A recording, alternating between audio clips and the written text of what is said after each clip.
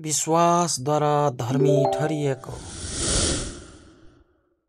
बाइबलले स्पष्ट रूपमा सिकाउँछ कि मानिस विश्वासद्वारा, विशेष गरी येशू ख्रीष्टमाथि राखिएको विश्वासद्वारा धर्मी ठहरिन्छ।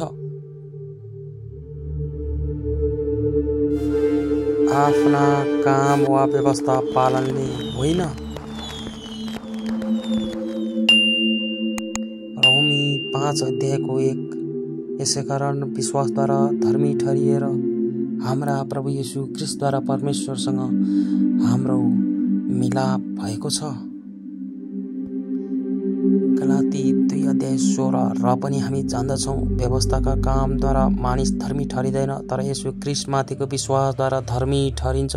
यसकारण हामीले पनि हाम्रो विश्वास ख्रीष्ट येशूमा राख्यौँ, ताकि हामी व्यवस्थाका कर्मद्वारा होइन, तर ख्रीष्टमा राखिएको विश्वासद्वारा धर्मी ठहरिन सकौँ, किनकि व्यवस्थाका कामद्वारा कोही पनि धर्मी ठहरिँदैन।